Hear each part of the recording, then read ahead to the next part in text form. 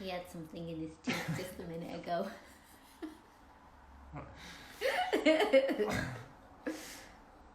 Hi Haley, hi Dan. Maygreen first in the door. Woo. Love it. Let's get you guys out of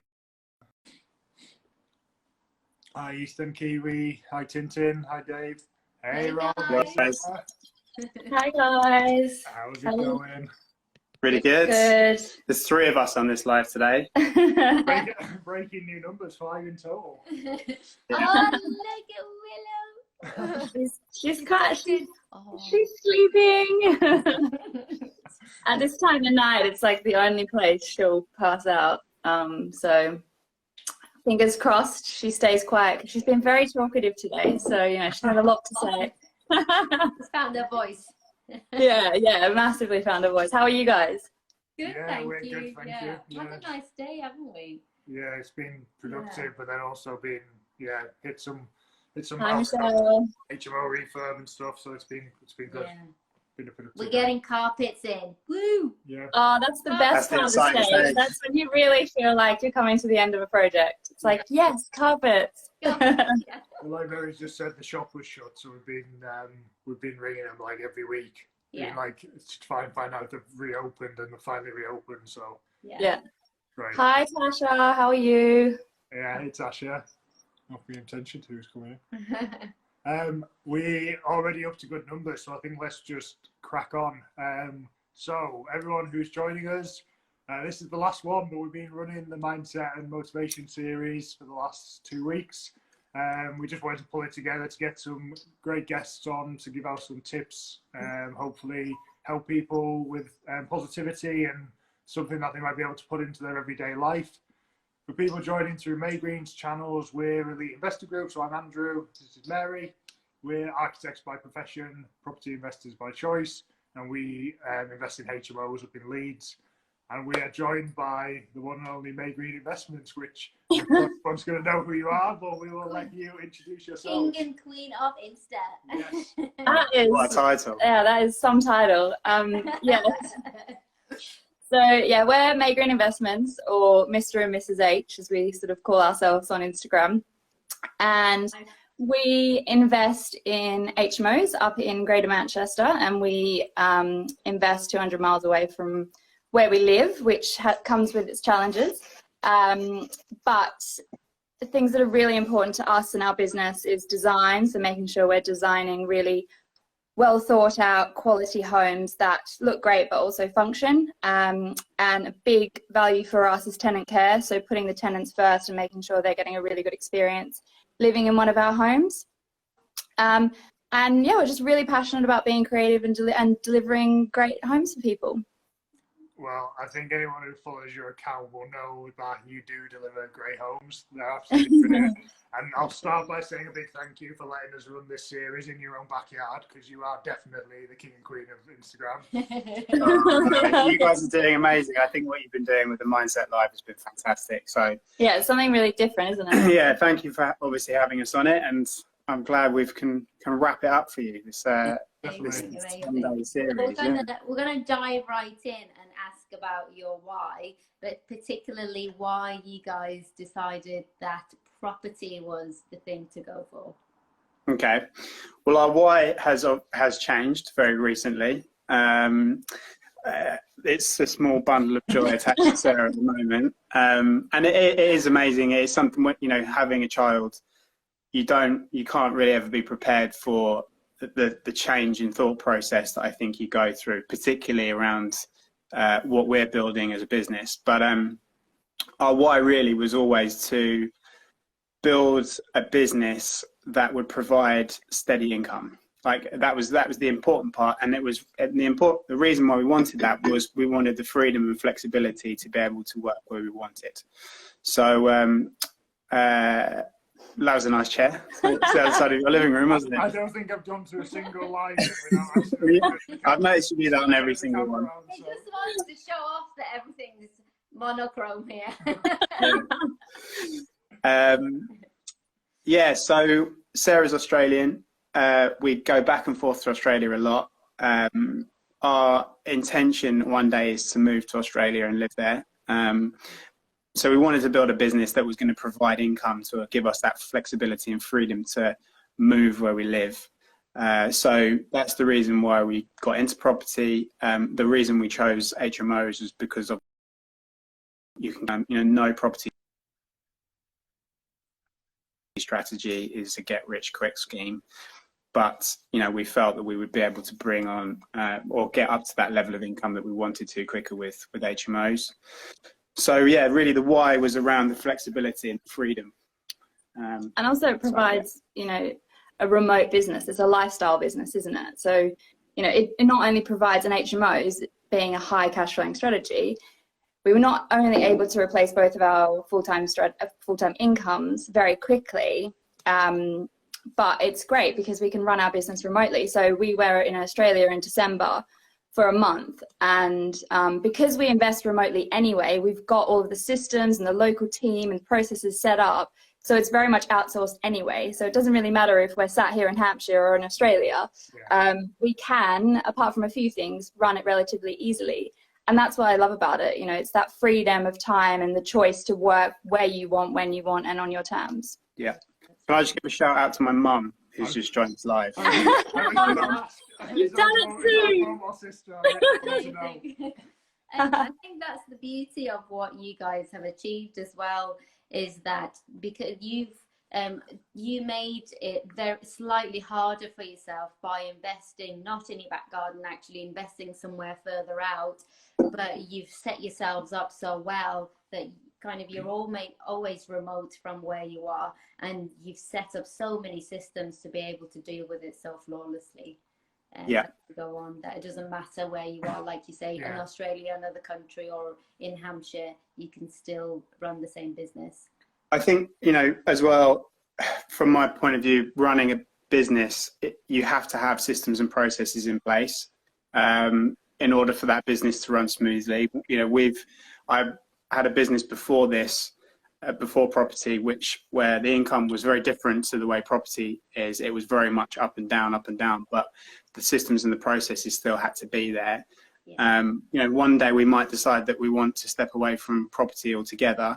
You never know, you might want to sell the business. And if you have those systems and processes in place, then the value of that business is far greater than if they're not. And, it just requires you to run the business. And as soon as you're taken out of that business, everything stops working. So, yeah, certainly. I've not thought about it like that.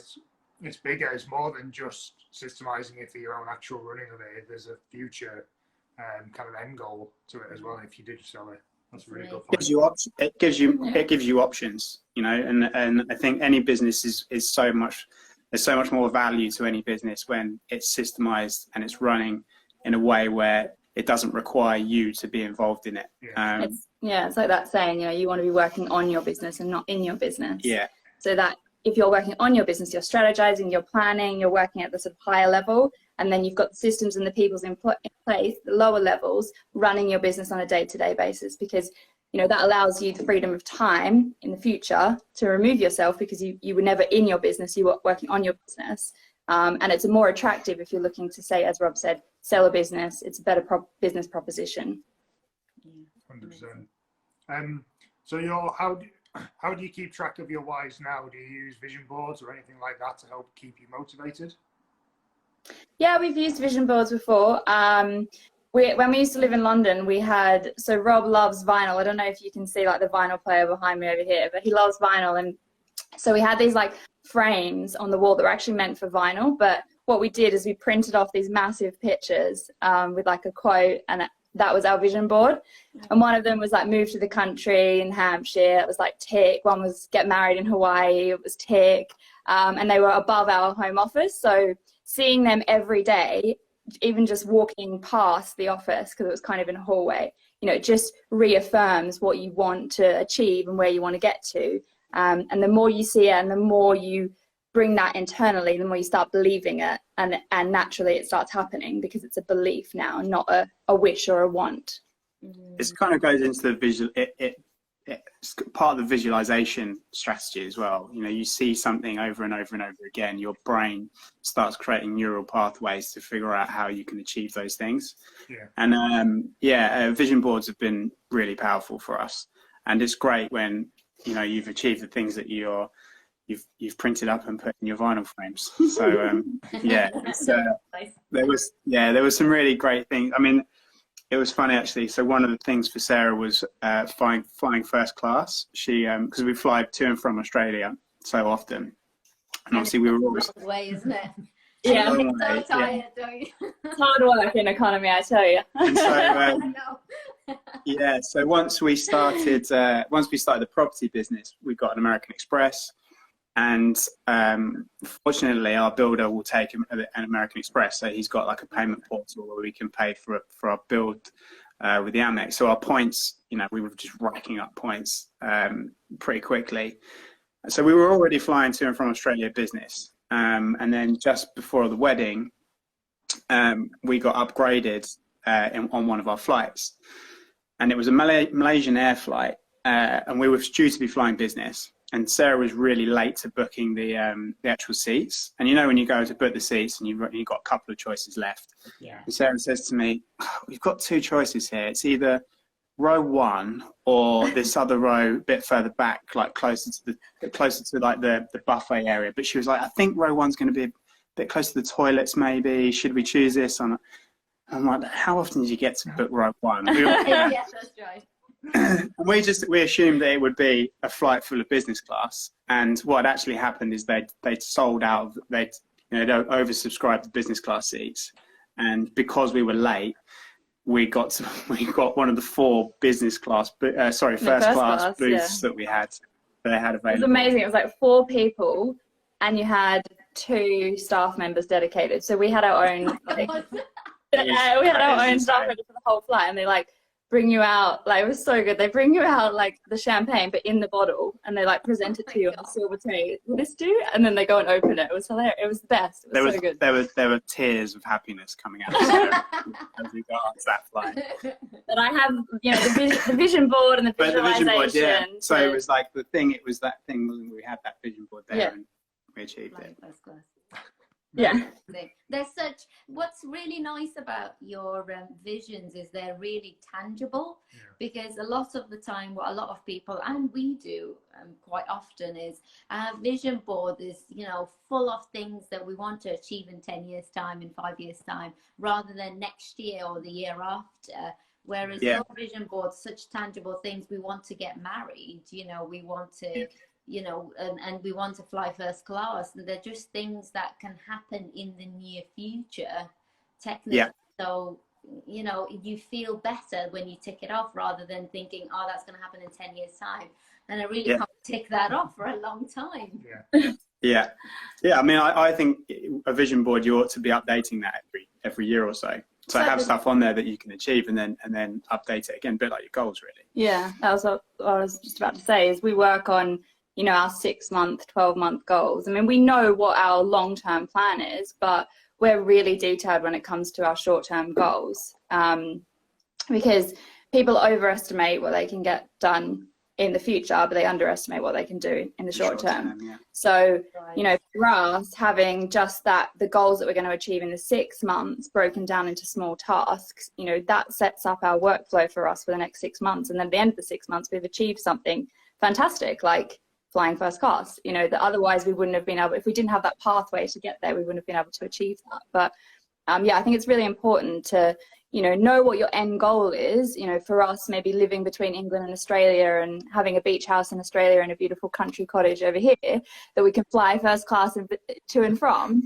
But what do we actually want to achieve in the short term? I think that's really, really important, because that motivates you to keep going every single day, especially if you've broken that goal down into bite-sized chunks, because you feel like you're getting closer and closer and closer to something that when you started out was so far away. But you know, that helps to motivate as well. Tangible. Is there a specific way you guys set your kind of, because you break it down, is there a specific way you guys break it down to weekly, monthly tasks? Yeah, I mean, you take the big goal I mean, it is a case of taking a big goal, and whatever that might be. And if it was, say, for example, you're new to property, you might say the first goal for me is going to be getting an offer accepted. You know, that's the big first goal, right?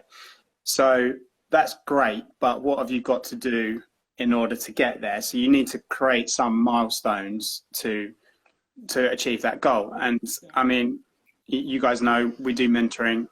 This is something I go through with every single mentee at the beginning is what's that plan? What are you trying to achieve in that 6-month period? Okay, it's getting an offer accepted. Well, what have we got to do that? First of all, we've got to find an area.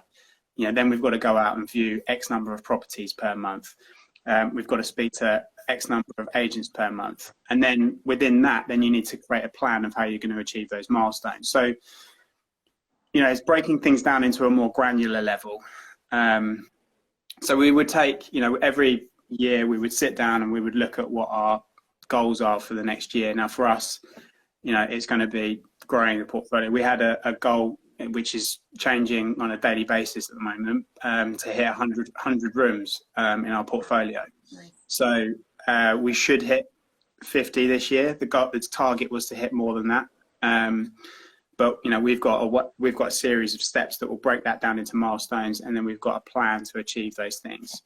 But one thing I would say is be flexible at the same time. And we talked about this the other day, but being flexible is also really important. And these last 3 weeks, I've had to be extremely flexible. You know, things are changing so frequently, and my to-do list at the beginning of the week, where I've got everything set out, my 3 tasks that I'm going to achieve over that week is changing.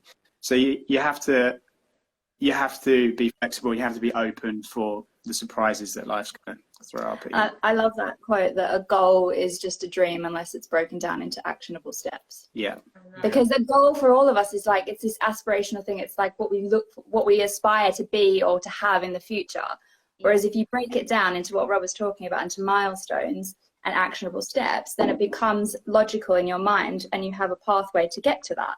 And also it helps you focus, because, you know, so often we've got so many things on our to-do list. Mm-hmm. How do we prioritize? And we should be prioritizing what is going to get us to that goal. So having those steps that are getting us closer to our goal, and we shouldn't be focused on anything else. Because at the end of the day, if that gets you to your goal, that's going to only do more things for you in the future in terms of inspiring you, motivating to set those goals, to set those milestones and those actionable steps to follow and to get there quicker. It reminds me of one of my favourite quotes in books, which is discipline equals freedom. Discipline equals freedom, which is very similar. It's about those being disciplined to those small actions in order to get to that big goal. Yeah. It's going to give you the freedom that you're after.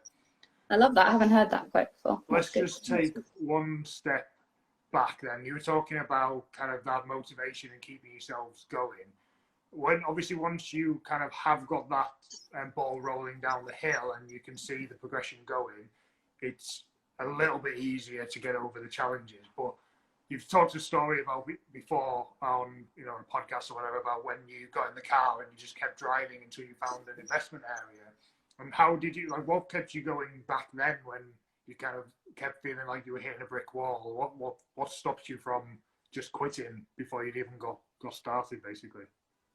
I think maybe we were a little bit different. I think for me, the thing that springs to my mind, at that time, I was still in a full-time job. So I was in investment banking. I didn't love it. It, you know, provided a great salary, which provided a nice lifestyle. We got to travel loads, buy our property, but it just wasn't what I wanted to do. So for me, property was the avenue for me to get out of that job.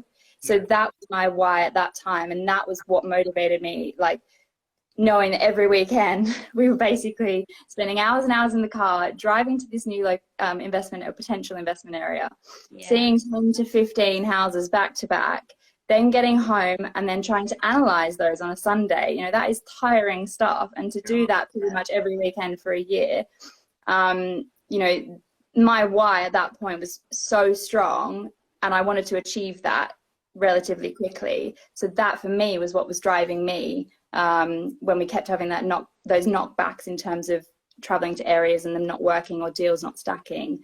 What about you? I think probably one of the big whys for me at that stage. So the business that I'd been running prior to that, I was running with my dad. So we started a furniture business 5 years prior to really me throwing myself, full guns into property. Sadly, he became very ill.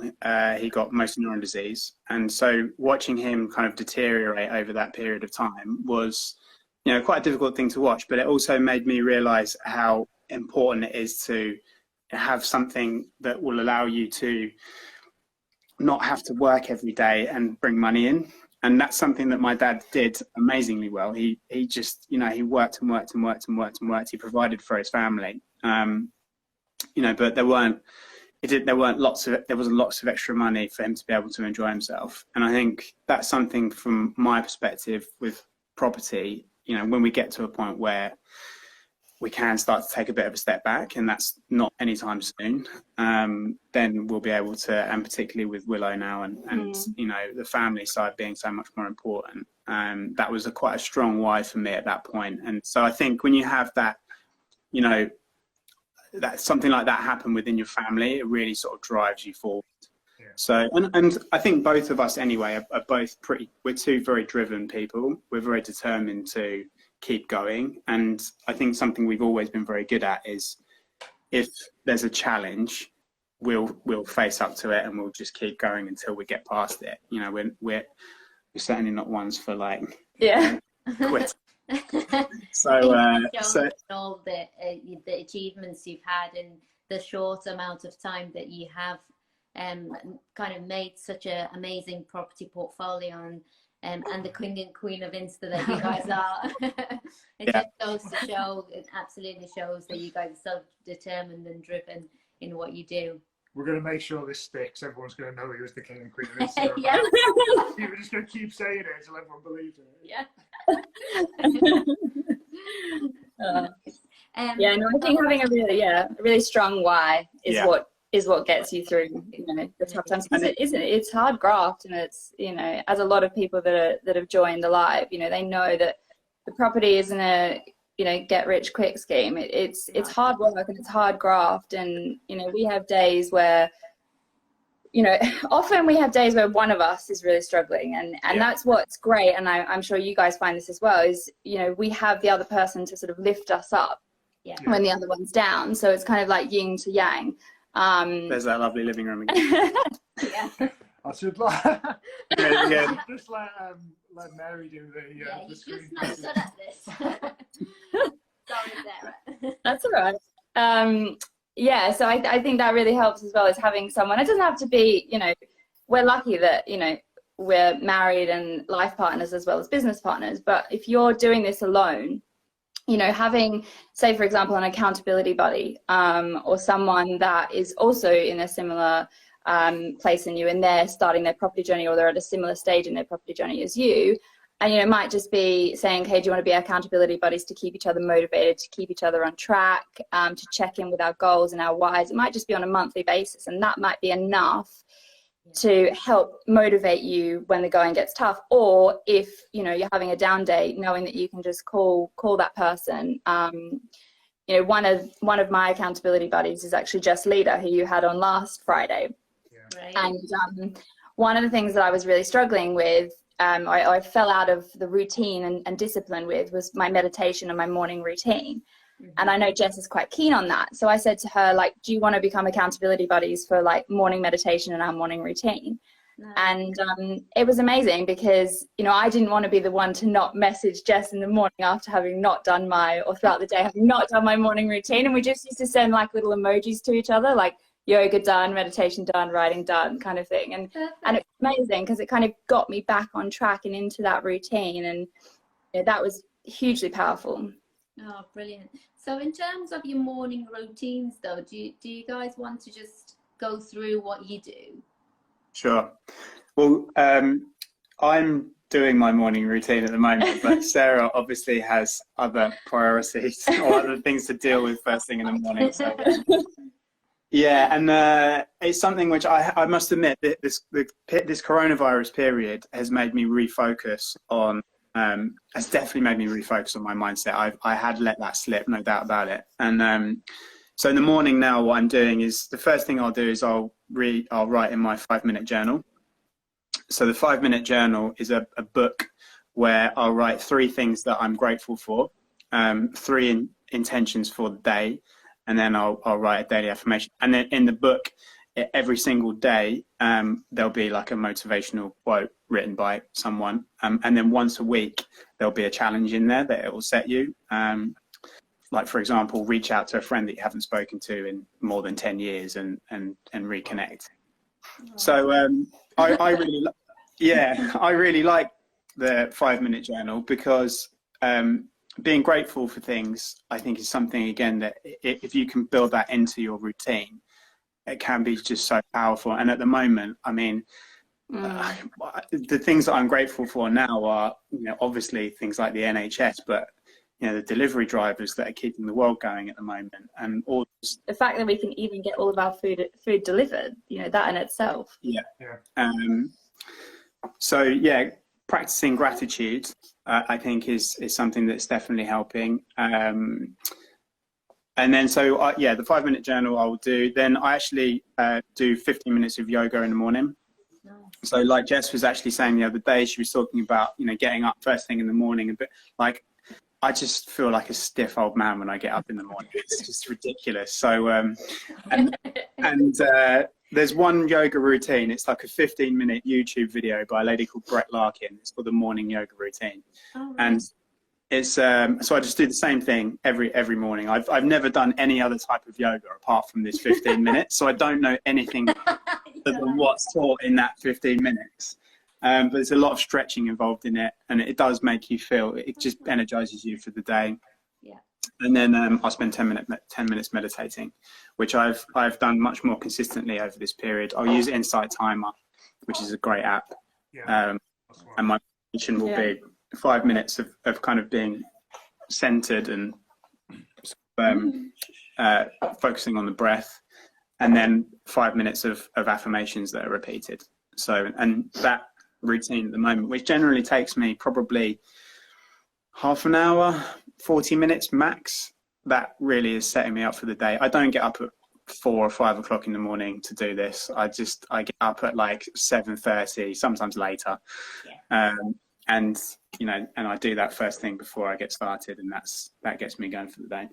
Yeah, I mean, for me, as Rob said, Willow kind of takes up most of my mornings these days. So it's not so much a morning routine. It's just, if I can get to do one thing throughout the day, that's successful for me. But pre-Willow, I did the Miracle Morning. So it's a book. I think Jess touched on it as well. But for anyone that doesn't know what that is that's listening, it's around 5 things. It's called savers. So it's silence, which is meditation, affirmations, visualization, exercise, reading, and scribing. And it seems like a lot, but you can choose how long you do each. It might just be a minute, for each section, which is 6 minutes. That's not a long amount of time. And what I would say to anyone who doesn't have a morning routine but kind of wants to get started and is worried about how to create it into a habit, and something that you look forward to, or you just do sort of without even thinking about it, is just, pick one small thing to do for 10 minutes, 5 minutes every morning, and just, sorry, Willow's having a little rustle around, and just, commit to doing that for 7 days, and then see if you notice any changes. And they'll probably be positive if you stuck to it and you've managed to get through those 7 days and just doing something for 5 minutes every single day. And then, if you get to the end of the 7 days and you've seen positive change, then introduce something else. So you might start with 5 minutes of meditation, and you might just want to then increase that to 10 minutes. Or you might want to introduce reading 10 pages of a personal development book before you start your day to really, drill in some positivity before you start your day. So that's what I would say to anyone looking to start a morning routine but not really knowing how, or the best way to keep it a routine. Really good. Yeah, really, really helpful. So since you guys do have Willow now, the beautiful Willow, how has it changed things, and how are you guys trying to balance business and life? And don't get me wrong, you can honestly say actually we're actually trying at the moment. Well, I mean, she brought in any new rules since she became the boss of the company. yeah, exactly. I can take whatever time I want off now. Yeah, I mean, look, you're right. For us. Where every day is a new day for us. Every day is a bit of a challenge. We're learning a lot. It's really, I feel like it's been a bit of a gift and a curse at the same time having a baby. Not having a baby, but having a baby in this time, like during COVID. during coronavirus. Obviously, she's a gift. She's not. But my point is the timing. It's the timing. I mean, the biggest gift, really, and obviously, coronavirus is a terrible situation. The people losing their lives is not a good thing. But for us, you know, we were going 100 miles an hour before coronavirus, and we've slowed right down. So, is she going to be? Yeah, I might just step out for a sec. All right, I'll take over. So, yeah, we've had this period of time where we've slowed right down, and we have really been able to.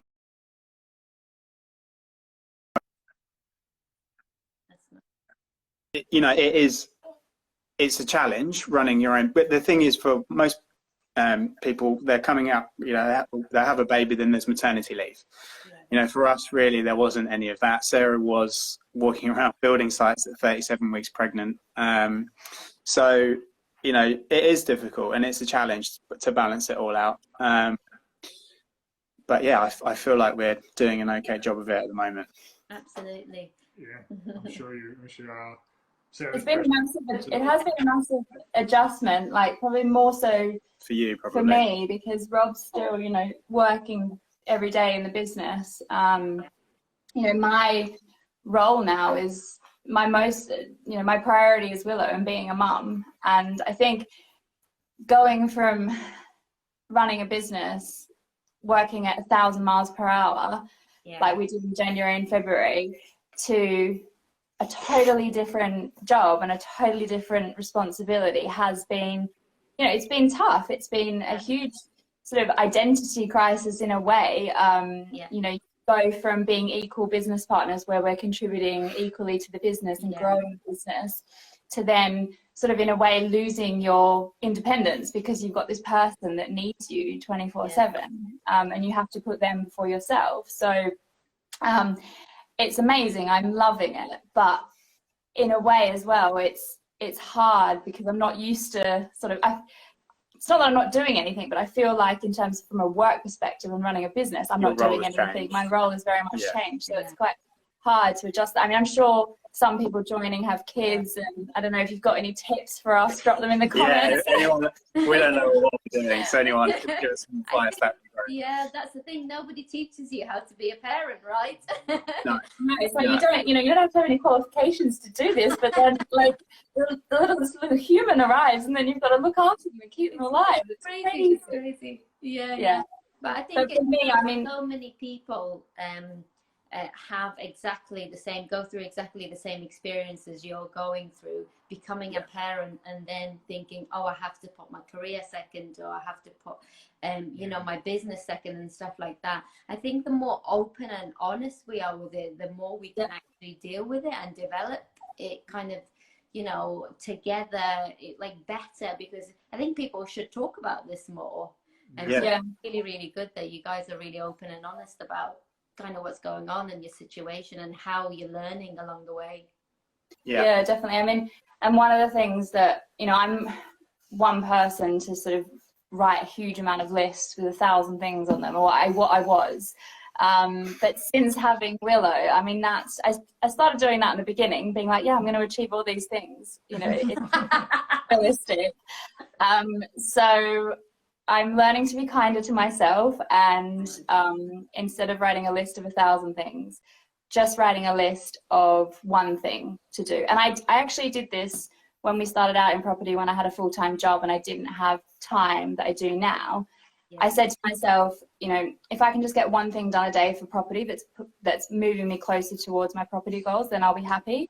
And it's the same with Willow now. If I can just get one thing done for the business, I'll feel like I've had a nice level of balance between, you know, contributing to the business and moving us forward. Yeah. and also being the best mum that I can be for Willow. Absolutely, absolutely. That's And for people who are listening, Sarah's doing an absolutely amazing job anyway. I think she is actually hard on herself because her Instagram looks immense, to the point that Willow, so she color coordinates every like section of Instagram, to the point where Willow's little blanket was green, which is the same color as the rest of the photos around it. Yeah. Can't spoil the grid. No, you Even with a baby shot. See, Instagram is my first baby, Willow is my second, you know, so yeah. Just to jump off, to people in the chat, if you've got any questions, start sending some stuff through and we'll try and get to them later. Seth, who was on Wednesday, as saying, also as a new parent, one thing we learned is to try and build a routine for I am, and then learn what we can do and can't do when he's asleep and awake. 3 holidays later, it's been great. Oh. Nice. And remember, you can never be perfect, he says. Yeah. Have you guys got a favourite book or book recommendation that you would give to people? Yeah. So the book, you've had some great book recommendations already, but one I think is a really good, or two that I really like, both by the same author, Matthew Syed. But I think one of the best ones that he's written is called Black Box Thinking. So Black Box Thinking is all to do with the fact it's about analysing failure, and it's about not being scared to fail. So, you know, this is something I think as human beings, sometimes we can be a bit scared of failure, you know, embarrassed to admit mistakes, you know, and that's one of the reasons why we're then not analysing the reasons why things go wrong. Yeah. And you know, property stuff goes wrong all the time, you know, as everyone knows. Yeah. It's analysing those things that go wrong and being able to reflect back and figure out how you could do things differently. You know, it's so easy if there's a problem on site to immediately blame a builder, for example. And I'm not saying that it's not the builder's fault. You know, I mean, we've had a lot of these discussions recently, you know, with you guys, with some of the things you're going through. And it's, you know, we've had those things as well. But what we will always do is we'll look back on those things that have gone wrong, and we'll say, well, what could we have done differently to put things in place? And the reason it's called Black Box Thinking is it talks about the airline industry. The airline industry is amazing at analysing failure, because obviously if a plane crashes, you know, not only is that terrible because it's an immediate loss of life, it's a very public thing that can go wrong. So, you know, there are huge teams of people that have massive budgets to investigate what goes wrong during a plane crash, you know, whether it be mechanical failure or whether it be communication failure. You know, obviously they're recording the cockpit. And there's some really interesting comparisons in there with like the health service, particularly in America, actually, where many people die from operations that go wrong, that could have been avoided. But the health service is very bad at analysing failure for a number of reasons. Some of them psychological, to do with the fact that, you know, doctors and surgeons have to feel like they're infallible. But there's a statistics in that book where it's something like the amount of people that die in America from surgeries that go wrong is the equivalent to like a 747 jumbo jet dropping out of the sky every day, I think it was, which is just crazy. And you can imagine you'd never tolerate. Yeah, it's crazy, and you'd never tolerate that in the airline industry, obviously, but some industries we do. And I think with property, I'm not saying we're like that bad, but there are often things that will go wrong, and our first instinct is to blame. You know, it's to blame others and blame things that, you know, suppliers or builders or, you know, solicitors or brokers or whoever you want. But if you can reflect back and see what things could you have done differently. So that's a great book recommendation from me. Oh, nice. Yeah, it sounds like a good one. It's not one that's not one we've had before. Yeah, I think the other one he's written that is really good is called Bounce. So Bounce is, the reason I really like that book is it's quite sport related. But Bounce is, it demystifies the idea that you were born with the talent, or people were born with the talent, and that you can be taught something given the right circumstances and given the correct feedback. So reason it talks about sport quite a bit is, for example, Roger Federer, incredible tennis player. Most people will say he was born with this talent. Well, no, actually, if you look at it, it's hard work, it's training, it's purposeful practice, and it's feedback from his coaches. That he will have coaches in all different areas: nutrition, wow, yeah, strength and conditioning, obviously playing, tennis itself, and that's one of the reasons why we believe in mentoring so much. We've been mentored by some good mentors and some bad mentors, but from the ones that have been good, we've really pushed forward. And obviously we do mentoring ourselves, and that's one of the things that I really enjoy doing. One of the great things I like about mentoring is being able to give that feedback to people that are getting into property, to make sure they're going in the right direction. Do you have any tips for people on how to accept that feedback and not see it as criticism? Because I think that's something that a lot of people can struggle with. Suffer from. Yeah. I think it depends on who. It's the delivery of the feedback is part of it. If I was to be aggressive and criticize all the people that I'm trying to help, I'm not sure I'd be doing my job very well. And I think it's the same thing with if you've got a coach, is how that coach delivers that feedback.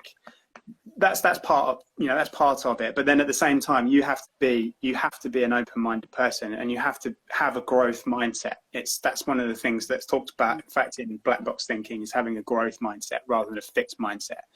So a growth mindset is someone that is willing to learn and is always trying to learn, and is always wants to listen to new ideas and ways of doing things. Whereas a fixed mindset is someone that isn't prepared to listen and learn.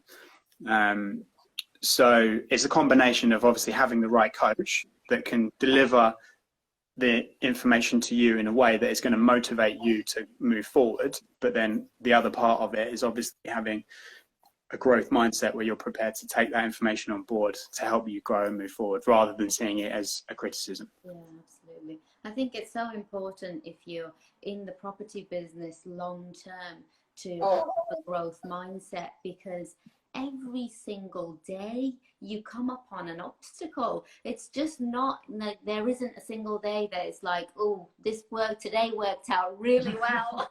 Yeah, no.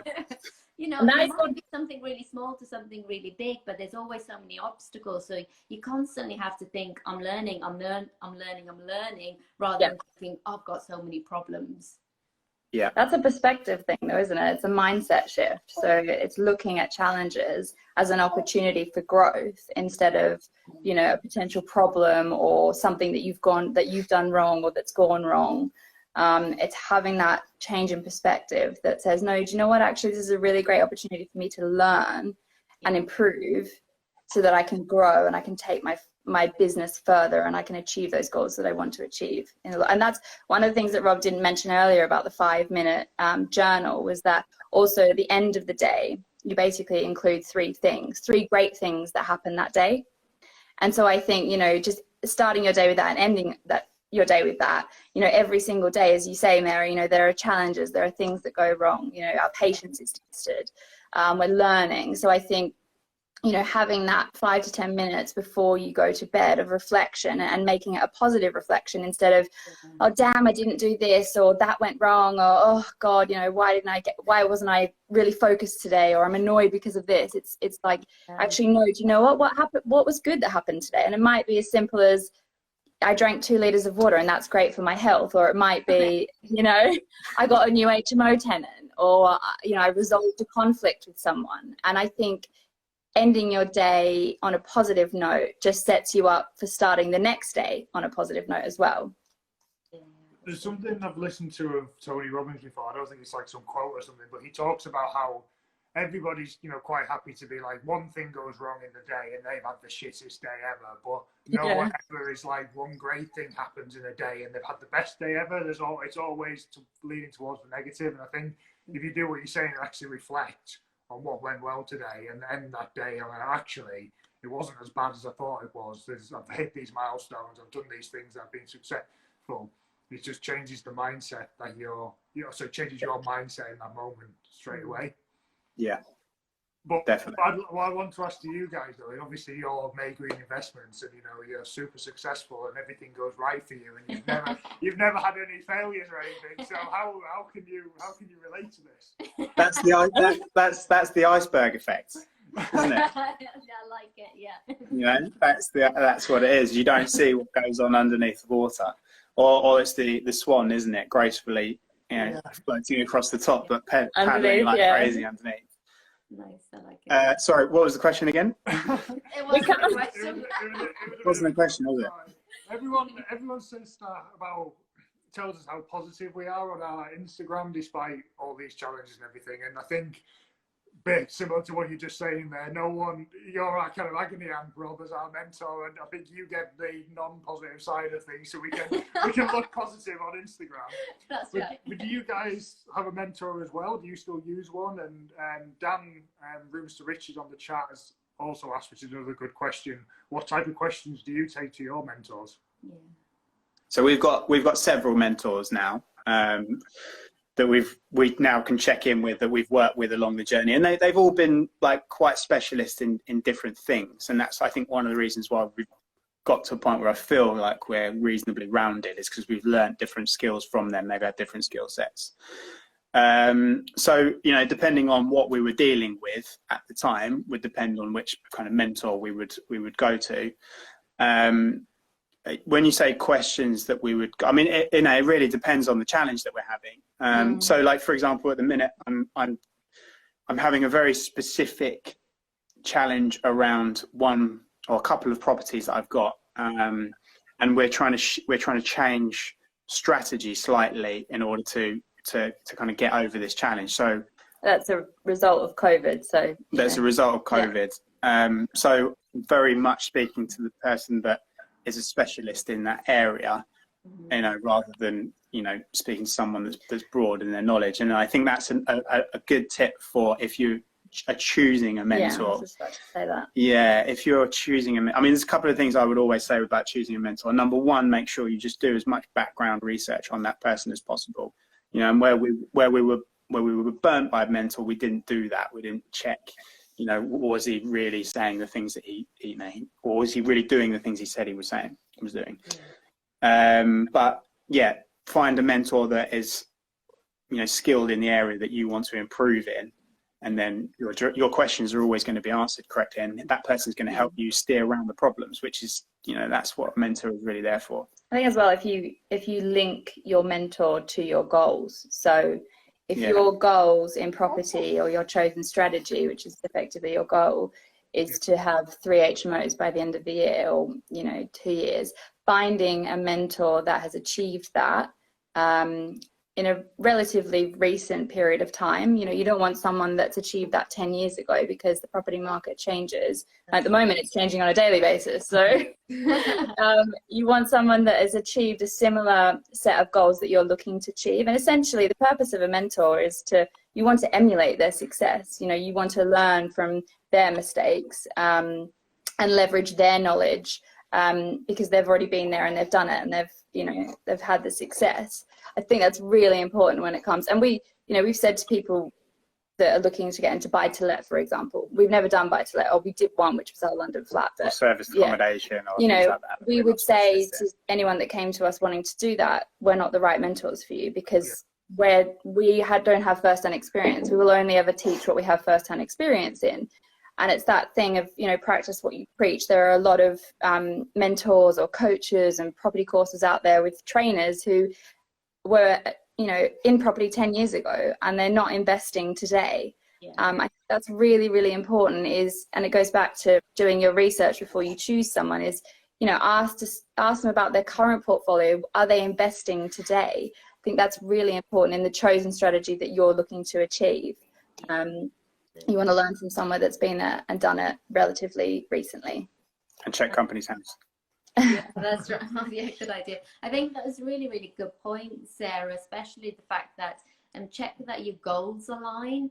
because although kind of looking at just taking HMO, for example, there's so many mentors out there that do HMO mentoring.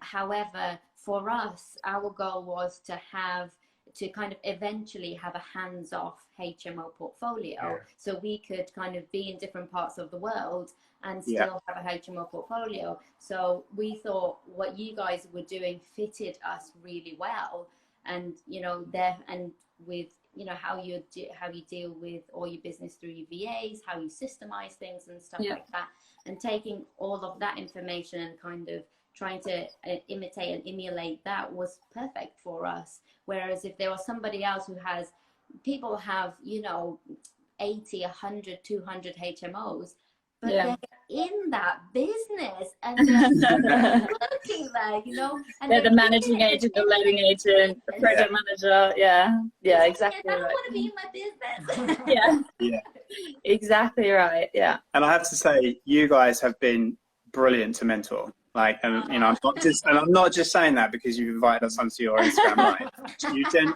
You genuinely have been. And what makes you very easy to mentor is you listen to what we talk about on our calls, and then you go out and you implement it at 100 miles an hour, and you push yourselves out of your comfort zone as well. What you're doing with these lives, and what you were doing with the getting on and doing live posts for 30 days, both of you, was fantastic. Yeah. And you're seeing results out of it. So that's, going back to that question about the mentoring and the relationship between the coach and the person that you're mentoring, how you guys are behaving with me when I'm helping you is the perfect thing. You're listening to what I'm saying to do, and then you're going out and implementing it, to the maximum capability that you can do it. Speed of implementation. Speed of implementation, very quick. Well done. I think you're right. I think as a mentee, you have to realize that you're picking your mentor because you actually want to achieve those things, and there's no point getting a mentor and expecting them to do everything for you. You're getting a mentor. A mentor means someone who's going to guide you, and you have to be prepared to actually put the work in to actually get that done. Yeah, they're not just going to do it for you, but they're going to help you to do it the right way. And yes, you've already alluded to the massive headache we're having at the minute, and it's been great to be able to lean on your experience, Rob, and help us kind of navigate towards it, and hopefully getting towards a resolution now. Though, once we get there, we can share with everyone else for them to learn from, because we're not trying to hide it away. We're just trying to deal with it at the moment. For the time being. You'll get it sorted. But and look, this is an opportunity. You've learned so much from this, from what you're dealing with, and it's very unlikely that scenario is going to happen again. Yeah, never exactly. again. No journey. So. Yeah, and we like we said, everything is learned. So like every time we stumble upon something, we're like, oh my God, how much are we learning from this? Let's review this. And I think that's why we've managed to become so positive, look so positive, because we just now take everything as a lesson. It's like, right, okay, we've learned from it. Like, what we're learning from this, and that's all we can take forward from it. And if it's cost us money, then that's it. It's just the price of the lesson, and you move on from it and try and I mean, one thing I would say just about Instagram, and it is great to be positive and to share helpful and useful content. That's what we've always tried to do. But it is really powerful to also share the challenges and where things went wrong, so that it gets you to actually reflect on what went wrong and what lessons did you actually learn, and share that so that other people can learn from it. And I always say when I talk to people about Instagram and so any social media is, don't be afraid to be vulnerable, and don't be afraid to be open and honest, because that's relatable. It's much more relatable than someone that just says, oh, here's my fantastic deal, look at these amazing interiors, this is what I did, this is what I've achieved. You want to be relatable, and you want people to feel like they can engage with you and that they've been through a similar thing. And it actually helps from a mindset perspective is, if you're sharing that and, talking about it, what you were saying earlier, Mary, about, the adjustment of being new parents, talking about it, to our friends who have kids and young newborns has massively helped. So, you know, yes, you're sharing to help other people, but it's going to help your mindset and motivation to keep going as well. Yeah. I remember when you guys posted, you did quite a few posts about revaluations and getting obviously down valuations, and I thought that was amazing. And the amount of interaction you guys had on your posts for that was, you know, you probably got so much more like attraction off the back of that, just for being honest and knowing there's a hurdle there, but you guys always kind of point out things to help people get over that hurdle as well. Yeah. We've got about 5 minutes left. We've got a... Wow, that went so quick. Yeah, I know. Tell me about it. I'm glad I looked at the clock. We've got a couple of questions, and then we'll see if there's anything in the chat. So, do you guys have a favourite quote or motto or one-liner that you kind of live by? For me at the moment, you know, the favourite quote or the quote of the day changes, you know, depending on where I am in my life and what's going on.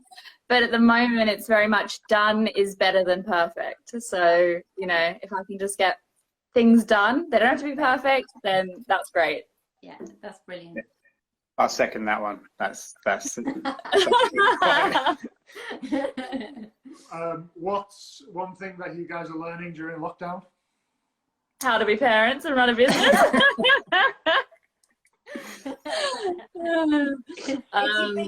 It's the biggest lesson you ever learned. Is that right? Yeah. How to multitask. No, I mean, you're probably learning a lot because you've sort of reconnected with your morning routine and mindset and things like that. Yeah, I'm reconnecting to the morning routine, which is, I think, it is learning how to be kind to yourself. You know, what to do things that are like for you in this period. You know, and there's so much out there that can create anxiety. You know, you all you got to do is turn the news on, haven't you, and watch that for 5 minutes, and your anxiety levels go off the chart. So it's, you know, creating that routine in the morning, the meditation, connecting with myself, and creating a bit of calm. That's been my lesson. Yeah, that's good. And I think it's such a people kind of feel like, oh, well, I'm stuck at home, I can't do anything, or I'm furloughed. But taking advantage of this time is the perfect thing you can do. Is you actually have time. You don't have much else to do, so give time for yourself. I mean, for anyone coming out of this period just having completed Netflix and that's it, you know, like, what a wasted opportunity. Yeah. You know, this is a golden opportunity for people to learn a new skill, catch up, get ahead if you were behind, do the things that are on the bottom of the to-do list. So and you can learn anything from YouTube. I mean, YouTube is amazing. There's just so much on there. You know, and I think one really positive thing with the property industry as a whole is everyone during this time, everyone's really come together, and, you know, everyone's really open and happy to share all this knowledge and experience and do these calls and have Zoom meetings. And ordinarily, you know, you might have to pay for that person's time, or, you know, to leverage their knowledge. So it's a huge opportunity to tap into really experienced investors and developers' knowledge and learn from that while we're going through this period of, you know, quiet time. You know, none of us are able to grow because of COVID at this stage. So, you know, using this time to learn from people who have, you know, achieved what you want to achieve, I think is an amazing opportunity. Yeah, you're right. There's so much free information out there. People just need to grasp it. And you know, you could be sitting on your Instagram all day watching lives and being on different Zoom calls. There's so many webinars going on. It's a bit hard to keep up with them. And I think there is a challenge in that itself, isn't there? Yeah. You can either dedicate all your time to watching them, or just sit through, and, you know, there's always going to be something useful every day that you can plug into, even just for an hour a day. Yeah. Right, we've got 1 minute remaining, guys. Do you want to tell anyone where to find you or get in touch with you or anything?